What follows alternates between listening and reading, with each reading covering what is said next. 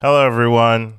It's patch day, and we've got a lot to talk about. This is a pretty big patch, a lot of good changes going forward, so don't really want to waste some time. Let's jump right into it.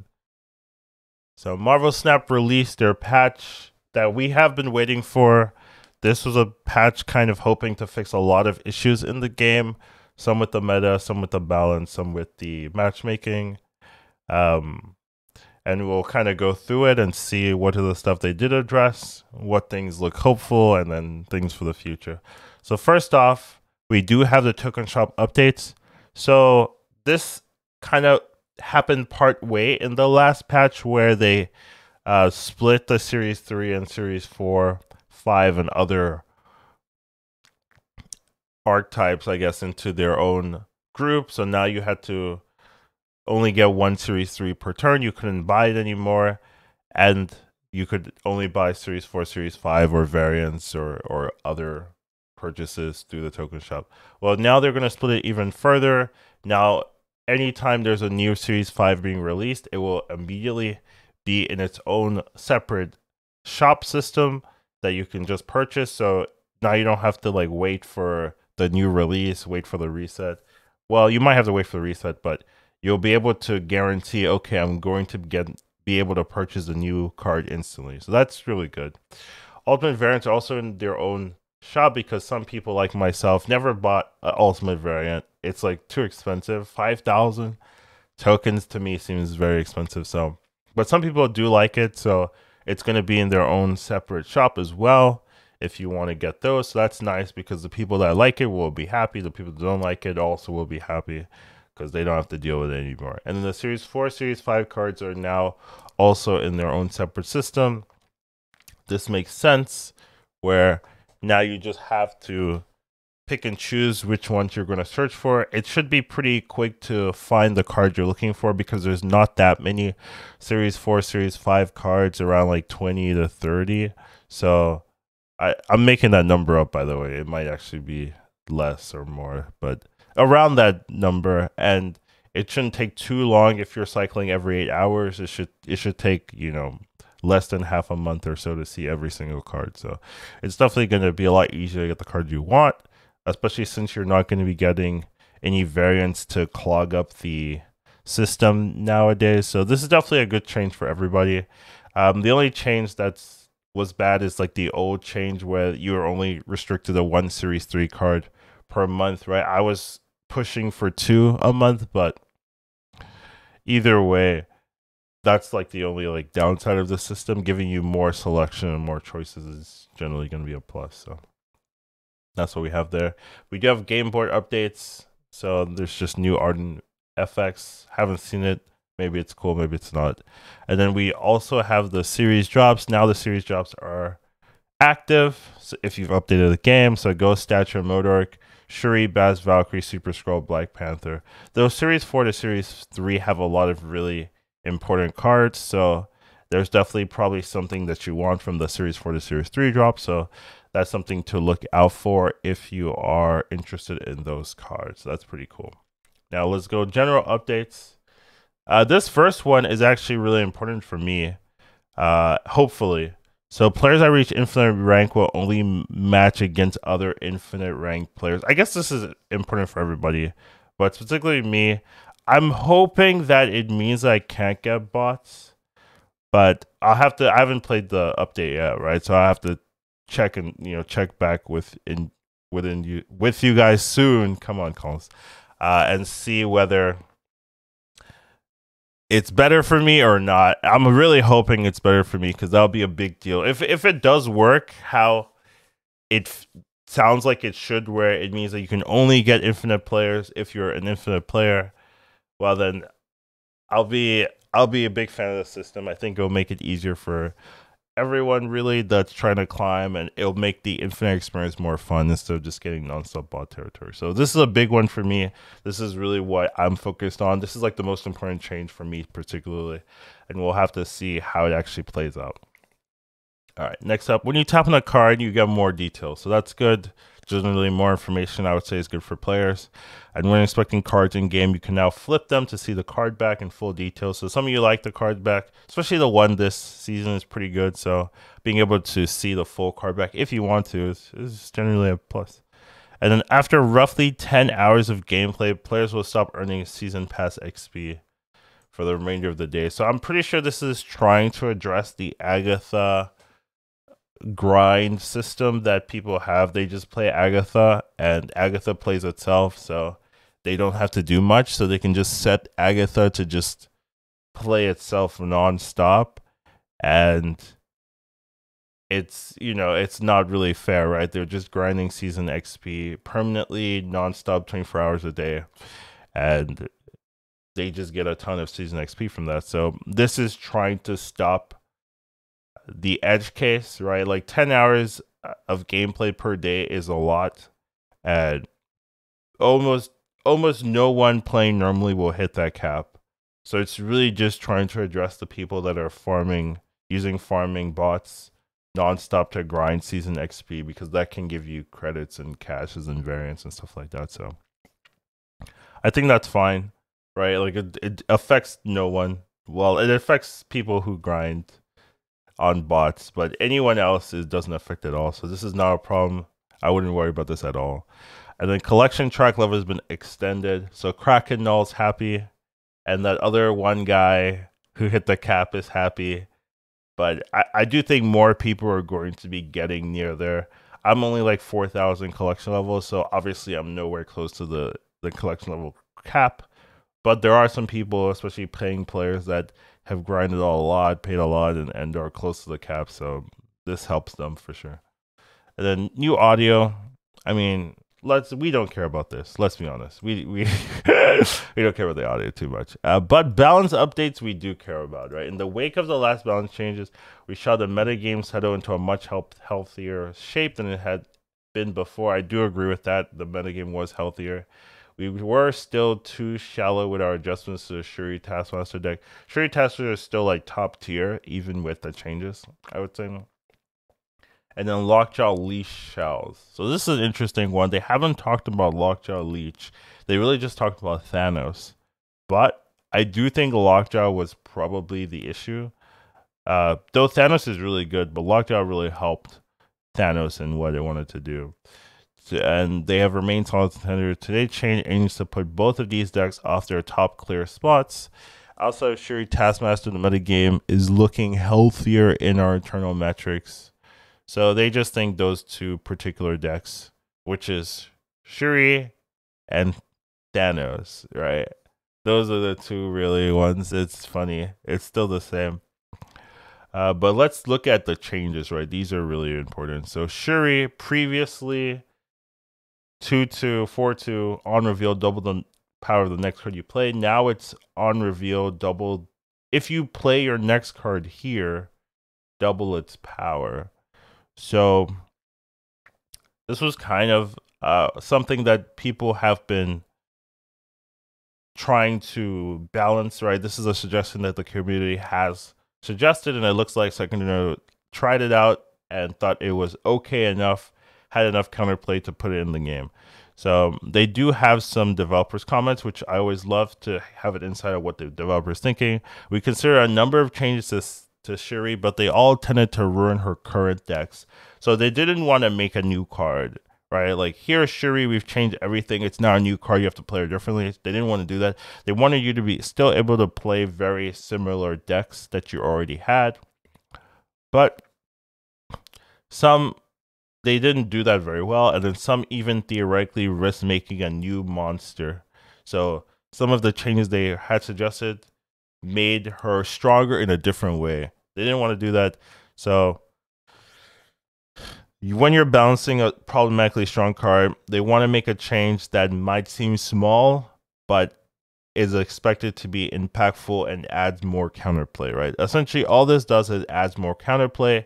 This means that you can't play Shuri into the Cosmo lane, because you have to play into the Shuri lane, and the Shuri lane will can't have a Cosmo neg, because Cosmo will negate the Shuri effect itself. So it means you only have armor to protect you, or if they add more mechanics around it. But generally, only armor really protects you now, which is a big deal, right? It means that your consistency for the combo is significantly lower. So, and it also means you only have to counterplay armor. You don't have to counterplay Cosmo anymore, which was a much harder card to counterplay than the armor. So this is a pretty big nerf. It also means you can use Valkyrie very consistently and things like that. So it's definitely a big nerf to Shuri. I think it's a big nerf to Shuri. So that's good, right? Like, and it doesn't like make Shuri unplayable. It just means that it's just not as good, right? But you can still do what you like. If your game flow is lucky and they don't have counterplay, you still do what you did before. The only downside is now there's less counter. You can't use as many counters to keep the Shuri safe and the Shuri buff target safe. So overall, yeah, it sucks because Shuri is now a Series 3 card, and now she got nerfed in a meaningful way. But now everyone has access to her. So the people that started later didn't really get to play with Shuri, only gets to play with the nerf version of it. Kind of similar to Leader, kind of similar to some of the other cards. So it's a little bit sad, but I did think Shuri did need a change, and I don't think this cripples her completely. So overall, I'm okay with it. I don't know if I'm like super happy, but I'm okay with it for now. And we'll have to see. Obviously, it's hard to really know how it will affect her numbers, her win rate on average, right? So we'll have to see that, and then I can give you more information. But for now, like, I'm tentatively okay with the change for now. Oh, Leech is getting changed. Okay, so this is definitely very interesting. So Leech is also getting changed. It used to be an on reveal, remove the abilities of all cards in your opponent's hand. Now it's at the start of turn 6, remove all abilities from cards in your opponent's hand. It's not on reveal anymore. Does this mean that, let's say you put it into a Lockjaw, will it not trigger, right? Because it's not on reveal. It has to be on the board on turn 6. If that's the case, that's a big change. Even this itself, right? It means it only triggers on turn 6. This is very different than the suggestion people were asking for, where it only lasts a turn. I would say this is I'm not sure if it's better than that change or worse than that change, right? But it does mean that turn 5s and I guess it's worse, right? Because turn 5s and stuff are always going to be safe, and a lot of times that's where like your big setup is. But turn 6 also, there are some decks that really need a good turn 6, like Hidden Monkey and stuff like that. Even like She-Hulks, all those cards will really get wrecked by that. So this does mess with a lot of strategies here. It's never been our goal for Leech to be a heavily played card. We understand it's been frustrating lately. When it's happening, it usually means the finisher is generally strong against pure power like Leech Leader, true, or a deck that can play Leech earlier, so like Lockjaw, yeah. We've tried in the past to weaken the stronger cards, but it's been a balance and design obstacle.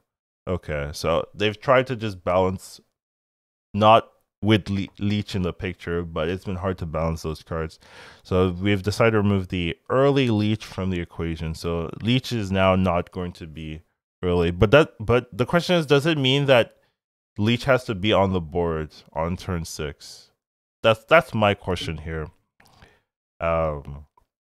Leech is designed to counter some early end game cards and combinations with a unique angle without any setup, which is important to have in the event those decks overperform. This change should help fulfill that role without ever making him a fundamental piece of the metagame.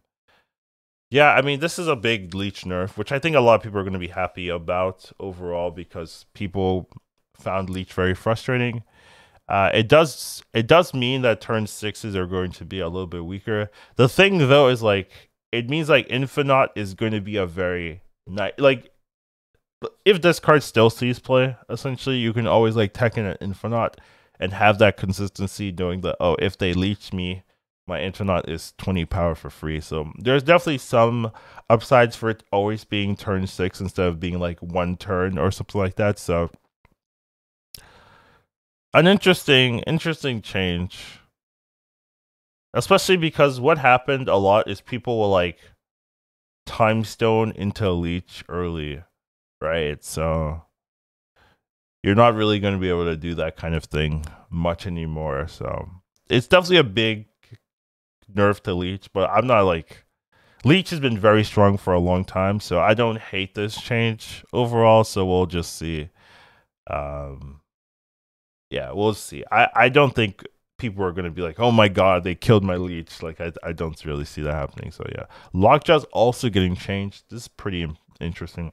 After you play a card here, swap with a card in your deck. After you play a card here, swap with a card in your deck. Once per turn. Okay, so this is only once per turn now, which is a big change.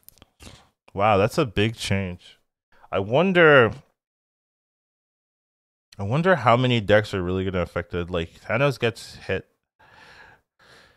It's a big change. It's a big change because it means that you're going to not be able to have the flow of like you play Lockjaw on 3, you spam on 4, you play a good you play like Dino on 5 and like a power bomb on 6.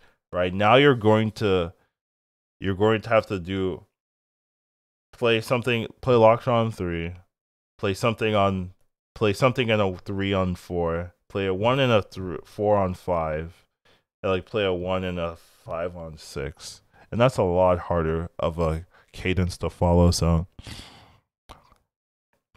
definitely a big nerf. Wow, a big nerf. I do think Lockjaw was really broken though, so I mean maybe it's fine. But yeah, it's a strong nerf.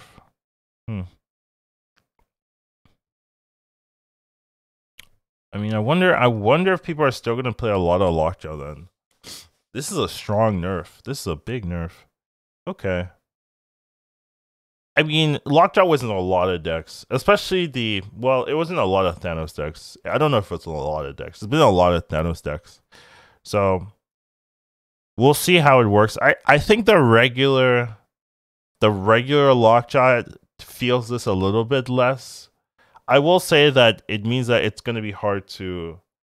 You can't play like Yellow Jacket and Wasp or anything, though people are mostly just playing Wasp, no Yellow Jacket. But it does mean you can't do something like Wasp plus Thor Hammer, which is what people were doing last turn. You only have to pick one, and you can't do like Thor Hammer into something else and then get the Thor Hammer back. So it's a big nerf. It's a big nerf. There's no ways around this one. But I mean, it opens up the meta for more deck archetypes, I guess, and it's still playable. It's just definitely weaker for sure. So we'll have to see how it goes. Next up, we have American Chavez. Oh wait, did I talk about No, I don't think I talked about the update. So it's a fun and exciting card, but it generates up to 6 energy at random. There's a lot of variants I have with multiple competitive decks. New and proven ways to sidestep. As we add cards, new and improved ways to sidestep Lockjaw's risk will also become available. Oh, this is interesting. Oh, okay, so they're adding new ways to make Lockjaw's risk less problematic. Okay, so that might be, this change might be future teching, which is interesting. We don't know about it yet, so its current iteration is a big nerf, but if they add more stuff, Lockjaw might be better. So this is definitely an interesting situation. Okay, this will make Lockjaw simple to play against the less potent decks playing lots of cheap cards like that. All right, next up we have American Chavez. You always draw this card on turn 6 and not before. Now it starts at the bottom of your deck. Draw this on turn 6. This isn't really a big change, I would say. If you're able to draw Chavez, you will draw your next card instead. This means over the course of the game, she's a lot more likely to be top card of your deck. That's true. That this far has been largely unimportant outside of the Leon duo. Yeah, Yondu hits Chavez a lot, but it does restrict our ability to print cards. So this is a Howard the Duck, I believe, change, because Howard the Duck will show the top card of your deck. And I guess with their testing, what happened was Howard the Duck would just show Chavez, and then Chavez, and then Chavez, and then Chavez, and you're just like, this card is useless. So this change is a Howard the Duck change, but currently has little impact on Chavez functionality overall. So I'm fine with that. Jubilee now adds the top card of your deck to this location. So this was her old ability, but because it would almost always hit Chavez, was like very, very strong. Now they're nerfing, or they're reverting it because they changed Chavez's ability, right? So some of our players may remember a time where Jubilee had this ability. Yeah, back then Jubilee was often a 4/10 as she pulled Chavez very consistently. Yep. We decided at the time to change Jubilee's effect instead of Chavez, as the former was a much simpler change to communicate. Is that a good reason? It's a much simpler change to communicate. I guess maybe it is. However, we're looking to design cards that interact with the top of your deck, Howard the Duck, and the Iron Lad, right? Those two cards. So we're bringing this design back too. We expect this update to have little impact on Jubilee for the time being. But as soon as Howard the Duck and Iron Lad come in, then it might be more impactful. So yeah, I see it. Leader's getting changed, guys. Let's see what they've done. So it used to be copy all cards your opponent played at a location, right? It's so that previous ability is so bad. It only bots use it, and they're so troll with it. Like it's like so free for the. All right, but now it's on reveal. Copy the enemy's cards with the highest power played this turn on your side. So it's kind of like old Leader's ability, but it only copies the highest card. Okay. So it means flooding is not is like you can't really counter flooding, I guess. We were clearly too harsh on Leader with his previous nerf, but we're dismayed that that action became a go-to example for how rudeness and nerf can be. That is true. Anytime someone talks about second dinner balance design, it's always look at Leader, Keck W. I agree. Our balance philosophy is to reserve as much playability as we reasonably can when weakening cards, and we didn't succeed here previously. With this change, we're aiming to bring his strength back up to a playable spot for a 6-cost card, but we have still absorbed the oppressive impact his original form had. Yeah, his original form is not very balanced. We still erred on the caution side with his power for now, because some previous defenses against the original Leader, such as playing weaker cards before a strong card, no longer apply. So yeah, you used to be able to play a weak card before the strong card so that it counters the so that you run out of room for the Leader summons, and then you win with the strong card. Now you just always summon the biggest card. So it's definitely better than it was before. It's probably gonna see play again. I bet it's gonna see play again. So yeah, this is I mean, Leader might be back, guys. Leader might be back. Let's go, baby. Oh no. All right, we'll see. But overall, those are the changes. So we have Leader, Lockjaw, Leech, Shuri Changes. No buffs. Well, that's not true. That's not true. The Leader's a buff, so only Leader buff. But Lockjaw, Leech, and Shuri are nerfs. And then Chavez and Jubilee don't really matter right now. So overall, it is a very impactful change. I definitely think the meta game will shake a lot with these changes. So I'm pretty excited. Well, I'm excited to see if the matchmaking is fixed. This is really the only thing that's like impacts me fundamentally. So we'll have to see if we're only getting infinite opponents once we play today. But overall, good changes. Lots of meta shakeups with these changes, and I'm not like too sad with anything. I do think the Lockjaw change is probably the most like iffy I'm on all of these, but they did say that there's going to be new and improved ways to sidestep Lockjaw's risk, so that might make it a little bit safer, I guess, for them to implement this. This feels like future proofing some of the meta, as well as the Chavez and Jubilee being future proofing. So we'll just have to see what the next cards add and how they shake things up. And then we do have some bug fixes, which I usually don't go through too much because they're usually not that relevant. But the series drop is live now, and the patch should also be live. So definitely some cool changes. No new variant recap. Good job and massive win. Okay, so a lot of it seems like overall it's not anger coming out of here, and I'd definitely like to hear your guys' thoughts on some of these changes. My overall thoughts is like, I hope the matchmaking is better. That's my thoughts. But other than that, it's like, okay, this seems reasonable to me. So definitely have to play with it and see how the changes impact the meta. But hope you guys enjoy this one. Take care of yourselves. Have a wonderful rest of your day. Educatedcollins snap. Once you watch him, you won't go back. He'll teach you tomorrow snap. Your skills